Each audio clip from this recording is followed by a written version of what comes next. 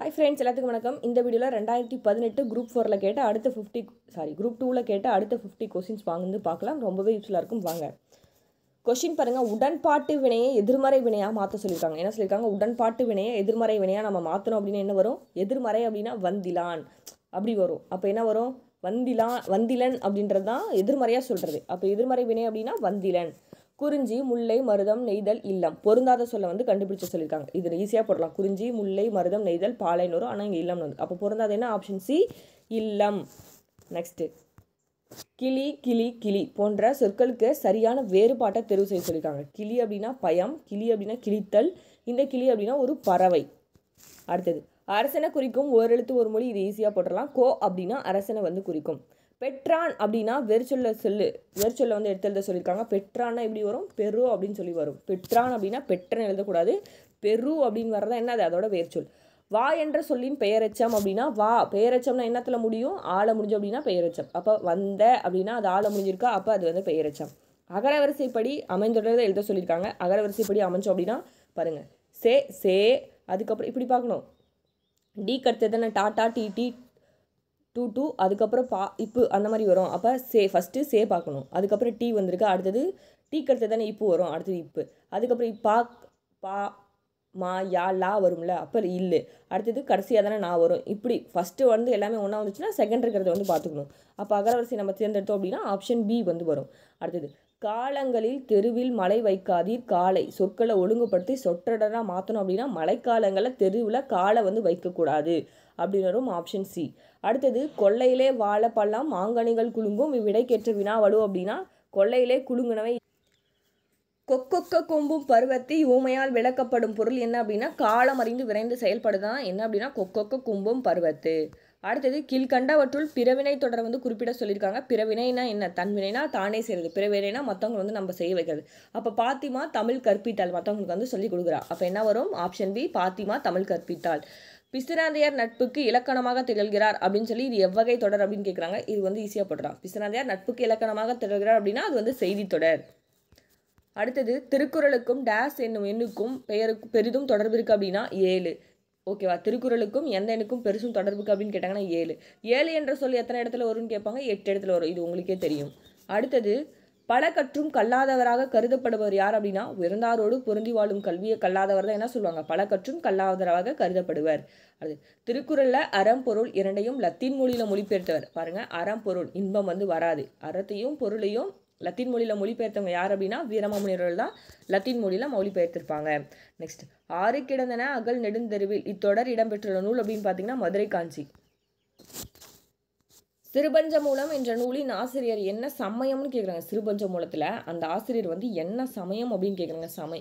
சமண சமயம். ஆசிரியர் யாருப்பா? காரியாசன் தான். என்ன? சிறுபஞ்ச மூலத்தோட ஆசிரியர் வந்து காரியாசன் அப்படின்னு சொல்லி வந்திருக்கோம். எத்தனை வெண்பாக்களை கொண்டது? 97 வெண்பாக்களை கொண்டது அப்படின்னு சொல்லி படிச்சிருப்பீங்க. ஓகே. சிறுபஞ்சம் மூலம், பஞ்சம் அப்படின்னா 5ன்னு சொல்லுவாங்க, மூலம் அப்படின்னு என்ன சொல்லுவாங்க? வேறுன்னு சொல்லுவாங்க.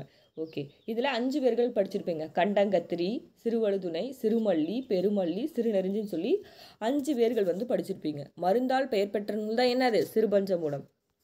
அடுத்தது அகநானூற்றில் 6, 16, 26 என்ற 6ஆம் எண்ணில் வரும் பாடல்கள் பின்வரும் எந்த திணையை சார்ந்தவை அப்படின்னு கேட்குறாங்க. இது படித்தாதான் போட முடியும். மருதத்திணையை சார்ந்தவை. கலித்தொகையை தொகுத்தவர் யார் அப்படின்னா நல்லவந்தோனார். கலித்தொகையை தொகுத்தவர் நல்லவந்தோனார். முற்றினை இருந்து நட்டோர் கொடுப்பி நஞ்சு முன்பார் நனி நிகர் அப்படின்னா நற்றினை வந்து சொல்லி. எத்தனை பாடல்களை கொண்டது நற்றினை? 400 பாடல்களை கொண்டது. இதோட ஆசிரியர்கள் எத்தனை பேர் அப்படின்னா 275 பேர் இதோட ஆசிரியர்கள். தொகுப்பித்தவர் யாருப்பா? நற்றினை தொகுப்பித்தவர் அப்படின்னா பன்னாடு தந்த மாறன் பெருவழுதி. நற்றினை எத்தனை அடி? 9 அடி சிறுமையும் 12 அடி பெருமையும் கொண்டது. இதோட பாவகை அப்படின்னா அகவற்பா வந்து சொல்வோம். நற்றினையோட வேறு பெயர் என்ன? நல்ல நற்றினை, நற்றினை 400. நற்றினோட வேறு பெயர் என்ன? நல்ல நற்றினை அப்படின்னு சொல்லி சொல்லுவாங்க. நல்ல நற்றினை. அதுக்கப்புறம் நற்றினை 400ன்றதான் என்ன அப்படின்னா நற்றினையோட வேறு பெயர். நோட் பண்ணி வச்சுக்கோங்க. நல் நற்றினை, நற்றினை 400. நற்றினை என்ன? ஒரு அகநூல். இதுக்கு கடவுள் வாழ்த்து பாடினவங்க யார்? பாரதம் பாடிய பெருந்தினர். உங்களுக்கே தெரியும். அடுத்தது கொன்மு பொருள் கூறுக சொல்லியிருக்காங்க. கொன்முனா என்ன அப்படின்னா மேகம். கொன்மு அப்படின்னா மேகம். கா கான் ஞாபகம் வச்சுக்கோங்க, மேகத்தை வந்து பார்க்க முடியாது, காண முடியாது அப்படின்னு சொல்லிட்டு. அடுத்தது நாட்டுப்புற வகைகளோட வகைகள் எத்தனை அப்படின்னா 7. உலகம், உயிர், கடவுள் ஆகிய 3ஐயும் ஒருங்கே காட்டும் காவியம் அப்படின்னு சொல்லி யார் எதில் சொல்லியிருப்பாங்கன்னு கேட்குறாங்க. பெரிய புராணம். பெரிய புராணத்தில் எந்த நாட்டு சிறப்பை பற்றி பாடியிருப்பாங்க அப்படின்னா சோழ நாட்டு சிறப்பை பற்றி தான் பெரிய புராணத்தில் வந்து பாடியிருப்பாங்கன்னு உங்களுக்கே தெரியும். சோழ நாட்டு சிறப்பை பற்றி தான் பெரிய புராணத்தில் வந்து பாடியிருப்பாங்க. சோழ நாட்டோட சிறப்பை பற்றி எதில் பாடியிருப்பாங்க? பெரிய புராணத்தில் வந்து பாடியிருப்பாங்க. அப்படின்னு சொல்லி யார் சொல்லியிருப்பாங்க அப்படின்னா திருவிக்கா அவர்கள் தான் சொல்லியிருப்பார். உலகம், உயிர், கடவுள் இந்த 3ஐயும் ஒருங்கே காட்டும் காவியம் தான் பெரிய புராணம். பெரிய புராணம் சொல்லி யார் சொல்லியிருப்பாங்க? திருவிக்கா அவர்கள் சொல்லியிருப்பாங்க. நீங்கள் ஸ்கூல் புக்கில் பழைய புக்கில் இந்த லைன் வந்து கொடுத்துருப்பாங்க. ஓகே, பெரிய புராணத்தை இயற்றியவர் யார்? சேக்கிலார். அடுத்தது சுந்தரன் என்னும் பெயரால் ராமாயணத்தில் வழங்கப்படுகிறார். இது ஈஸியாக போட்டுடலாம். சுந்தரன் என்னும் பெயரால் ராமாயணத்தில் வழங்கப்படுவர் தான் யார் அப்படின்னு பார்த்தீங்கன்னா அனுமன். சிலப்பதிகாரத்துக்கு வழங்கும் சிறப்பு பெயர்கள் ஒன்று. சிலப்பதிகாரத்துக்கு வழங்கும் சிறப்பு பெயர்கள் என்ன? ஒரடைப்பட்ட பாட்டுடை செய்யுள். அடுத்தது சிலப்பதிகாரத்தை இயற்றியவர் யார்? இளங்கோவடிகள். ஜெயங்கொண்டாரோட சமகால புலவர் யாருன்னு கேட்டிருக்காங்க. ஜெயங்கொண்டாரோட சமகால புலவர் யார் அப்படின்னு பார்த்தீங்கன்னா ஒட்டக்கூத்தர். அடுத்தது தமிழ் வீடு தூதில் அமைந்துள்ள கன்னிகள் அப்படின்னா 260. ஓகே, அடுத்தது திருமலை முருகன் பல்லு நூலின் ஆசிரியர் அப்படின்னா பெரியவர் கவிராயர். நீலகேசி என்பவரால் எப்பாவல் எழுதப்பட்டது அப்படின்னா நீலகேசி எந்த பாவல் எழுதப்பட்டதுன்னு கேட்குறாங்க. விருத்த முக்கூடர் பல்லுக்குரிய பாவகை என்ன அப்படின்னு கேட்டிருக்காங்க. ஆசிரியர் கேட்காம பாவகை கேட்டிருக்காங்க. அப்போ நம்ம எப்படி படிக்கணும்னு மட்டும் தெரிஞ்சுக்கோங்க. அப்போ பாவகை என்ன அப்படின்னா சிந்துப்பா.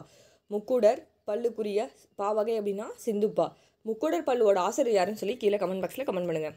அடுத்தது உருவ வழிபாடு செய்யாமலே வெட்ட வெளியே கடவுளாக வழிபட்ட சித்தர் தான் என்ன அப்படின்னா கடுவெளி சித்தர். சரி, சித்தர்களில் கலகக்காரர்னு சொல்லி யாரை சொல்லுவாங்க அப்படின்னு சொல்லி கீழே கமெண்ட் பாக்ஸில் கமெண்ட் பண்ணுங்கள். அடுத்தது கடம் இச்சொல்லினோட பொருள் என்ன அப்படின்னு பார்த்தீங்கன்னா கடம் அப்படின்னா உடம்பு. டம்முன்னு வந்திருக்கா, இங்கேயும் டம்முன்னு வந்திருக்கு. இப்போ எப்படி போடலாம்? உடம்புன்னு சொல்லி போடலாம். ஈஸியாக ஞாபகம் வச்சுக்கிறதுக்காக சொன்னேன். அடுத்தது அடியாருக்கு உணவளித்தலை சிவநெறி எவ்வாறு குறிப்பிடுகிறது அப்படின்னா மகேஸ்வர பூஜை. இதெல்லாம் நமக்கு வந்து புதுசாக இருக்கு இல்லையா? பாருங்கள், அடியாருக்கு உணவளித்தலை சிவநெறி வந்து எவ்வாறு சொல்லுது அப்படின்னா மகேஸ்வர பூஜை அப்படின்னு சொல்லி சொல்லுது. திருநாவுக்கரசர் பிறந்த ஊர் அப்படின்னு பார்த்தீங்கன்னா திருவாவூரில். அவங்க பிறந்த ஊரும் கேட்குறாங்க. ஓகேவா? அப்போ நம்ம அவங்களோட பிறந்த ஊரும் சேர்த்து வந்து நம்ம படிச்சுக்கணும். அப்போ திருநாவுக்கரசர் பிறந்த ஊர் அப்படின்னா திருமாமூர். தமிழுக்கு தொண்டு செய்வோன் சாவதலை அப்படின்னு சொல்லி இது யாரோட கூட்டு அப்படின்னா பாரதிதாசன் அவர்களோட கூட்டு. தமிழுக்கு தொண்டு செய்வேன் சாவதலைன்னு சொன்னது பாரதிதாசன். பாரதிதாசனோட இயற்பெயர் என்னப்பா? கனக சுப்ரத்தினம். அவங்களோட பெற்றோர் கனகசுபை லக்குமி அம்மாள். பாரதிதாசன் எங்கே பிறந்திருப்பாங்க அப்படின்னா புதுவையில் வந்து பிறந்திருப்பாங்க. ஓகே, இவரோட பணி என்ன அப்படின்னா புதுவை அரசினர் கல்லூரியில் பேராசிரியராக 16 வயசில் வந்து பணி புரிஞ்சிருப்பார். அவரோட சிறப்பு பெயர் என்ன? புரட்சி கவிஞர் பாவேந்தர், தமிழ்நாட்டின் ரசூல் கம்சதேவ். ஓகே, அவரோட சிறப்பு பேர் என்ன? புரட்சி கவிஞர் பாவேந்தர். அதுக்கப்புறமேட்டு இருந்துட்டு தமிழ்நாட்டில் ரசூல் கம்சதேவ். ஓகே, தற்கால இலக்கியத்தின் விடிவெள்ளி யார்? பாரதியாரா பாரதிதாசன் சொல்லி கீழே கமெண்ட் பாக்ஸில் கமெண்ட் பண்ணுங்கள். நெக்ஸ்ட் கொஸ்டின், ஜீவானம்சம் என்ற நூலை எழுதியவர் யாருன்னா சிசு செல்லப்பா தான் என்ன எழுதியிருப்பாரு? ஜீவானம்சம் என்ற நூலை வந்து அவர் என்ன ஊரில்ப்பா பிறந்திருப்பார்? சிசு செல்லப்பா அப்படின்னு பார்த்தீங்கன்னா சின்னமன்னூரில் வந்து பிறந்திருப்பார். அவர் கவிதை எழுதிய இதழ் என்ன அப்படின்னா சுதந்திர சங்குன்ற இதில் என்ன பண்ணியிருப்பார் அப்படின்னா கவிதை வந்து எழுதியிருப்பார். என்னது? சுதந்திர சங்கு. உங்களுக்கே தெரியும். அடுத்தது அவர் அந்த எழுத்துன்ற ஒரு இது வந்து கேட்பாங்க. தமிழ் சிறுகதை பத்திரிகைகளோட முன்னோடி தான் என்ன அப்படின்னா எழுத்து. அது எப்போ வெளிவந்திருக்கும் அப்படின்னா 1958 வந்து வெளிவந்திருக்கும். இன்னொன்று, அவர் எந்த நாவலுக்கு அவருக்கு சாகித்ய அகாதமி விருது வந்து கிடைச்சிச்சு அப்படின்னு பார்த்தீங்கன்னா சுதந்திர தாகம்ன்ற நாவலுக்கு அவருக்கு சாகித்ய அகாதமி விருது கிடைச்சிச்சு. எதுக்கு? சுதந்திர தாகத்துக்கு சாகித்ய அகாதமி விருது வந்து கிடைச்சிருக்கும். எப்போ அப்படின்னா 2001 சுதந்திர தாகத்துக்கு சாகித்ய அகாதமி கிடைச்சிருக்கும். எழுத்து யாரோட இதழ்னு கேட்பாங்க. யாருது அப்படின்னா சிசு செல்லப்பா அவர்கள் தான் 1958. ஓகே, அவர் கவிதை எழுதிய இதழ் அப்படின்னா சுதந்திர சங்குக்கு வந்து கவிதை எழுதியிருப்பார். முள்ளும் ரோஜாவும் என்ற சிறுகதையோட ஆசிரியர் யாருன்னா நா. பிச்சமூர்த்தி. நா. பிச்சமூர்த்தி யாருப்பா? ஃபேமஸான லைன் புது கவிதையோட தந்தை தான் என்ன அப்படின்னு பார்த்தீங்கன்னா புது கவிதையின் தந்தை தான் என்ன? நா. பிச்சமூர்த்தி. புது கவிதையோட தந்தைன்னு சொல்லி யாரை சொல்லுவாங்க? நா. பிச்சமூர்த்தி அவர்கள் வந்து சொல்லுவாங்க. சரி, அவரோட இயற்பெயர் என்ன அப்படின்னு பார்த்தீங்கன்னா வேங்கட மகாலிங்கம். உங்களுக்கே தெரியும் அவரோட இயற்பெயர் வேங்கட மகாலிங்கம். ஓகே, அவர் எங்கே பிறந்திருப்பார்? தஞ்சாவூர் மாவட்டத்தில் இருக்க கும்பகோணத்தில் வந்து பிறந்திருப்பார். வந்து பிறந்திருப்பார். சரி, அவரோட தொழில் என்னன்னு பார்த்தீங்க அப்படின்னா 1924 38 வரைக்கும் வழக்கறிஞராக பணியாற்றியிருப்பார். 1938 54 வரைக்கும் கோவில் நிர்வாக அலுவலராக பணியாற்றியிருப்பார். உங்களுக்கே தெரியும். அதுக்கப்புறம் அவரோட நூல்கள்லாம் நிறையா பார்த்துருப்பீங்க. மோகினி, 18ஆம் பெருக்கு, சம்மரும் வேட்டியும், மாங்காய் தலை, இந்த மாதிரி சொல்லிட்டு அவரோட நூல்கள் வந்து நிறையா இருக்குது. புதுக்கவிதையின் தந்தை என போற்றப்படுகிறது தான் யார் அப்படின்னு பார்த்தீங்கன்னா நம்ம பிச்சமூர்த்தி அவர்கள். பாரதிக்கு பின்னாடி கவிதை மரபில் திருப்பம் விளைவித்த படைப்புகள் யாரோட படைப்புகள்னு கேட்டாங்க அப்படின்னாலும் அது பிச்சமூர்த்தியோட படைப்புகள் தான். ஓகே, இவர் எப்போ வந்து கலைமகள் இதழ் வழங்கிய பரிசை வந்து வாங்கியிருப்பார் அப்படின்னா 1932 என்ன பண்ணியிருப்பாருன்னா கலைமகள் இதழ் வழங்கிய பரிசை வந்து வாங்கியிருப்பார். அவரோட புனை பெயர்கள் என்னன்னு கேட்பாங்க. என்ன அப்படின்னு பார்த்தீங்கன்னா பிஷி ரேவதி அப்படின்றதான் இவரோட புனைப்பெயர்கள், அவரோட புனைப்பெயர்கள். இது ஸ்கூல் புக்கில் இருக்கிறது. அவரோட இதழ்களில் எந்த இதழ்களில் பணியாற்றிருப்பார் அப்படின்னா ஹனுமன் நவ இந்தியாவில் பணியாற்றிருப்பார்னு உங்களுக்கே தெரியும். ஓகே, வால்ட் விட்மன் பாரதியார் ஆகியோரோட முன்னாடியாக கொண்டவர் யாருன்னு கேட்டாலும் நான் பிச்சமூர்த்தி அவர்கள் தான். நெக்ஸ்ட் பாருங்கள், பரிதிமார் கலைஞருக்கு இந்த கொஸ்டின் அடிக்கடி கேட்குறாங்க. பரிதிமார் கலைஞருக்கு திராவிட சாஸ்திரின்னு சொல்லி பட்டம் கொடுத்தவங்க யார் அப்படின்னு பார்த்தீங்கன்னா சிவை தாமோதரனார் கொடுத்துருப்பாங்க. ஓகே, மூசி பூர்ணலிங்கம் தொடங்கிய இதழ் தான் என்ன அப்படின்னா ஞானபோதினி. அதை வந்து யார் நடத்திருப்பார் அப்படின்னா பரிதிமார் கலைஞர். இந்த 2 கொஸ்டினும் அடிக்கடி வந்து கேட்டுகிட்டே இருக்காங்க. அடுத்தது, ஆனந்தரங்கன் எழுதிய நாட்குறிப்புகள் எத்தனை தொகுதியில் வந்து இது வந்து ஸ்கூல் புக் 11th இல்லைனா 12th படிப்பீங்க. ஆனந்தரங்கன் எழுதிய நாட்குறிப்புகள் வந்து எத்தனை தொகுதிகள் அப்படின்னா 12. அப்போ நமக்கு 11th 12th கொஸ்டின்ஸ் வந்து கேட்குறாங்க. அடுத்தது பாருங்கள், வேலி என்னும் சிறுகதையோட ஆசிரியர் யார் அப்படின்னா ராஜம் கிருஷ்ணன். வேலி என்னும் சிறுகதையோட ஆசிரியர் ராஜம் கிருஷ்ணன். செப்பு திருமேனிகளோட பொற்காலம், இது வந்து ஈஸியாக அடிச்சிடலாம். செப்பு திருமேனிகளின் பொற்காலம் சொல்லி யாரோட காலத்தை சொல்கிறாங்க அப்படின்னா சோழர்களோட காலத்தை தான் என்ன சொல்கிறாங்க, செப்பு திருமேனிகளின் பொற்காலம் அப்படின்னு சொல்லி சொல்கிறாங்க. உலகம் உருண்டை என்ற கருத்து அறிவிலிருந்து ஏற்படும் அப்படின்னு கேட்குறாங்க. பாருங்கள், இதெல்லாம் கொஞ்சம் டஃப். உலகம் உருண்டை அப்படின்றது எந்த கருத்து எவ்வறிவியலின் பார்ப்படும் அப்படின்னா விண்ணிலறிவுன்றதுலேருந்து தான் உலகம் வந்து உருண்டையானது அப்படின்னு சொல்லி பார்ப்படும். அடுத்தது, சாபிமோஷனம் பொருள் குறுக அப்படின்னு பார்த்தீங்கன்னா சுபாஷாபிமானம் அப்படின்னா சாரிப்பா தப்பா சொல்லிட்டேன். சுபாஷாபிமானம் அப்படின்னா தாய்மொழி பட்டு தான் என்ன சொல்கிறாங்க சுபாஷாபிமானம். இதெல்லாம் நமக்கு வந்து புதுசாக இருக்கலையே அந்த கொஸ்டின்ஸ் எப்படிலாம் கேட்குறாங்க பாருங்கள் குரூப் 2ல். அடுத்தது, திளையாடி வலியமை தியாகத்தை பற்றி காந்தியடிகள் எந்த இதில் எழுதியிருக்காரு, இதெல்லாம் ரொம்ப இம்பார்ட்டன்ட் பார்த்துக்கோங்க. ஸ்கூல் புக்கில் திளையாடி வலியமைனா என்னென்னு கொஞ்சம் தான் கொடுத்துருப்பாங்க. திளையாடி வலியமை தியாகத்தை பற்றி காந்தியடிகள் எந்த இதில் எழுதியிருப்பாருன்னா இந்தியன் ஒப்பீனியன்ற இதில் வந்து எழுதியிருப்பார். திளையாடி வலிமை பற்றி ஒரு 2 பாயிண்ட் பார்க்கலாம். 1898 இவங்களோட காலம் எடுத்துக்கிட்டிங்கன்னா 1898 1913 வந்து பிறந்திருப்பாங்க. எங்களோட பெற்றோர் அப்படின்னு பார்த்தீங்கன்னா முனுசாமி மங்கம்மாள் தான் எங்களோட பெற்றோர். பிறந்த ஊர் அப்படின்னு பார்த்தீங்கன்னா ஜோகன்ஸ்பெர்க் தென்னாப்பிரிக்காவில் வந்து பிறந்திருப்பாங்க. வள்ளியம்மை தாயார் பிறந்த ஊர் தான் என்ன அப்படின்னா தில்லையாடி அப்படின்னு சொல்லி சொல்கிறாங்க.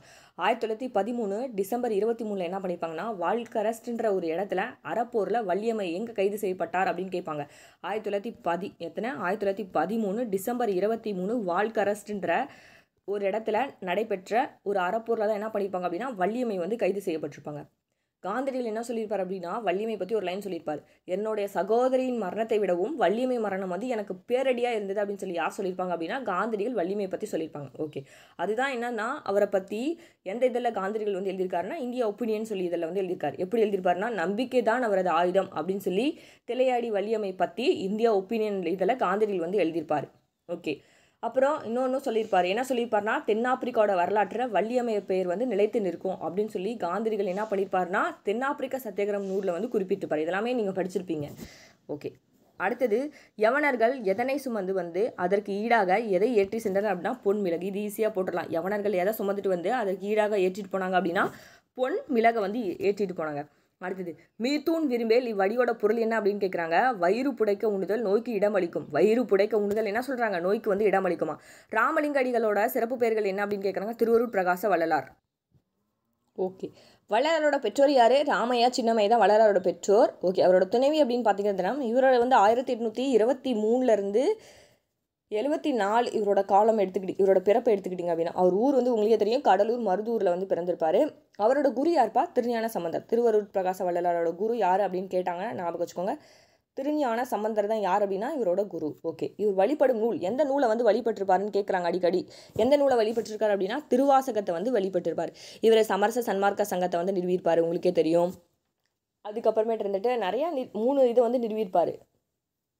புரட்சி துறவின்னு சொல்லி யாரை சொல்லுவாங்க அப்படின்னா வள்ளலார் வந்து சொல்லுவாங்க. புரட்சி துறவி அப்படின்னு சொல்லி யாரை சொல்லுவாங்க அப்படின்னா வள்ளலார் வந்து சொல்லுவாங்க. அதுவே வீரத்துறவி அப்படின்னு சொல்லி யாரை சொல்லுவாங்க, வீரத்துறவி அப்படின்னா விவேகானந்தர். வீரத்துறவி அப்படின்னா விவேகானந்தர். புரட்சி துறவி அப்படின்னா வள்ளலார் வந்து சொல்லுவாங்க. புரட்சி துறவி அப்படின்னா வள்ளலார், வீரத்துறவி அப்படின்னு பார்த்தீங்கன்னா விவேகானந்தர். ஓகே, இவரோட திருவருட்பா. ஓகேவா, இவரோட திருவருட்பா எத்தனை பாடல்களை கொண்டது அப்படின்னா இது உங்களுக்கே தெரியும் 5818 பாடல்களை கொண்டதான். என்ன அப்படின்னு பார்த்தீங்கன்னா அவர் இயற்றிய நூல்கள் திருவருட்பா 5818 பாடல்களை கொண்டதான் திருவருட்பா. ஓகே, அவர் பதிப்பித்த நூல்கள் என்ன, சின்மய தீதிகை, ஒளிவில் ஒடுக்கம், தொண்டை மண்டல சதகம் உங்களுக்கே தெரியும். அவர் இயற்றிய நூல்கள் தான் திருவருட்பா, மனுமுறை கண்ட வாசகம், ஜீவகாருண்ய ஒழுக்கம். மனுமுறை கண்ட வாசகம் எப்போ அப்படின்னு கேட்டாங்கன்னா 1854 தான் மனுமுறை கண்ட வாசகம். ஜீவகாருண்ய ஒழுக்கம் வந்து நமக்கு தரல. ஓகே, அவருடைய வேறு நூல் என்ன அப்படின்னு கேட்டாங்கன்னா வடிவுடைய மாணிக்க மாலைன்றதான் என்ன அப்படின்னா அவருடைய வேறு நூல். அடுத்தது, அரை வயிற்று கஞ்சிக்கே அல்லல் படும் ஊமைகளின் உறுப்பினராக நான் பேசுகிறேன் அப்படின்னு சொன்னவர் இது ஈஸியாக போடலாம். இது வந்து பழைய புக்கில் கொடுத்துருப்பாங்க. அரை வயிற்று கஞ்சிக்கே அல்லல் படும் ஊமைகளின் உறுப்பினராக நான் பேசுகிறேன் அப்படின்னு சொல்லி யார் சொல்லியிருப்பாரு? அம்பேத்கர் அவர்கள் தான் சொல்லியிருப்பாரு. பெண்கள் உரிமை பெற்று புது உலகை படைக்க வேண்டும் என்று விரும்பியவர் யார் அப்படின்னா பெரியார் தான் சொல்லியிருப்பாரு. பெண்கள் உரிமை பெற்று புது உலகை படைக்க வேண்டும் சொன்னது பெரியார் வந்து சொல்லியிருப்பாரு. பெரியாரோட சிறப்பு பெயர்கள் என்ன அப்படின்னு பார்த்தீங்கன்னா பகுத்தறிவு பகலவன், தெற்காசியோட சாக்ரட்டி, சுயமரியாதை சுடர், வைக்கம் வீரர், பெண்ணின் போர் முரசு, புத்துலக தொலைநோக்காளர், ஈரோட்டு சிங்கம், வெண்தாடி வேந்தர். கேட்காங்க ஏதாவது ஒரு பேரை கொடுத்துட்டு இது யாரோட சிறப்பு பெயர் அப்படின்னு சொல்லி கேட்கலாம். ஓகே, பகுத்தறிவு சங்கம் ஏற்படுத்துவது யார் அப்படின்னு பார்த்தீங்கன்னா நம்ம பெரியார். சுயமரியாதையும் மரியாதையும் நம்மளுக்கு 2 கண்களாக கொண்டவர் தான் யார் அப்படின்னா நம்ம பெரியார் அவர்கள். ஓகே, பெரியாருக்கு எப்போ அஞ்சல் தலை வெளியிட்டிருப்பாங்க அப்படின்னா 1978 என்ன பண்ணியிருப்பாங்க அப்படின்னா பெரியாருக்கு வந்து அஞ்சல் தலை வெளியிட்டிருப்பாங்க. ஓகே, இவருக்கு யுனெஸ்கோ விருது எப்போ கொடுத்துருப்பாங்க அப்படின்னா 1970 இவருக்கு யுனெஸ்கோ விருது கொடுத்துருப்பாங்க. அதே 1978 இவருக்கு என்ன பண்ணியிருப்பாங்க அப்படின்னு பார்த்தீங்கன்னா அஞ்சல் தலை வெளியிட்டிருப்பாங்க. அவரோட வாழ்நாளில் 8600 நாட்கள் என்ன பண்ணியிருப்பாரு? 13.1200 கிலோமீட்டர் தூரம் பயணம் செஞ்சு 10,700 கூட்டங்கள் என்ன பண்ணியிருப்பார் அப்படின்னா 21,400 மணி நேரம் என்ன பண்ணியிருப்பாருன்னா உரையாற்றிருப்பார். இது மேட்ச் த ஃபாலோவிங்கில் கேட்டாங்க, பார்த்துக்கோங்க, ரொம்ப இம்பார்ட்டன்ட். 1970 யுனெஸ்கோ விருது கொடுத்துருப்பாங்க. 78 அஞ்சல் தலை வந்து வெளியிட்டிருப்பாங்க. பெரியாரோட பெண் விடுதலை சிந்தனைகள் 2 சொல்லியிருப்பாங்க. 9th புக்கில் இருக்கும். அடிப்படை தேவை, இன்னொன்று வந்து அகற்றப்பட வேண்டியவை. பொருந்தாதல கேட்டுருவாங்க.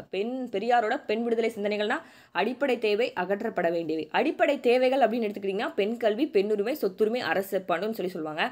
அகற்றப்பட வேண்டியவை என்ன சொல்லியிருப்பாருன்னா குழந்தை திருமணம், கைமண் வாழ்வு, மணக்கொடை, இதெல்லாமே அகற்றப்பட வேண்டவை அப்படின்னு சொல்லியிருப்பாங்க. அடுத்தது தமிழர்களிடையே பரவியுள்ள ஒரு பெருநோயை என்ன அப்படின்னு பார்த்தீங்கன்னா மணக்கொடை தான் அவர் வந்து சொல்லியிருப்பாரு. பெண்கள் சமூகத்தோட கண்கள் அப்படின்னு சொல்லி யார் சொல்லியிருப்பாரு? பெரியார் அவர்கள் தான் சொல்லியிருப்பாரு. நெக்ஸ்ட்டு, நிலமடந்தை உழைத்து பெறு, உரிய நேரத்தில் பெறு, முயற்சி செய்து பெறு என ஆணையிடுவதாக கூறியவர் யார் அப்படின்னா அறிஞர் அண்ணா சொல்லியிருப்பாரு. ஓகேப்பா, இந்த 50 கொஸ்டின்ஸ் வந்து ரொம்பவே யூஸ்ஃபுல்லாக இருக்கும். குரூப் 4 கம்பேர் பண்ணும்போது நமக்கு குரூப் 2 கொஸ்டின்ஸ் எல்லாமே கொஞ்சம் யோசிச்சு போடுற மாதிரி தான் இருக்குது. ரொம்பவே டஃப்பாக இருக்குது. ஓகேவா? அப்போ குரூப் 4க்கு எப்படி படிக்கணும், குரூப் 2 எப்படி படிக்கணும்னு உங்களுக்கு வந்து தெரிஞ்சிருக்கும். குரூப் 4 கொஸ்டின்லாம் பார்த்தோன்னே போகிற மாதிரி இருந்துச்சு. ஆனால் குரூப் 2 கொஸ்டின்ஸ்லாம் ஒரு 80 கொஸ்டின்ஸ் வந்து போடலாம். மீதி 15 கொஸ்டின்ஸ் வந்து நம்ம கஷ்டப்பட்டு படித்தா மட்டும்தான் போட முடியும். ஓகே, இந்த வீடியோ உங்களுக்கு ரொம்பவே யூஸ்ஃபுல்லாக இருக்குன்னு நினைக்கிறேன். தேங்க்ஸ் ஃபார் வாட்சிங்.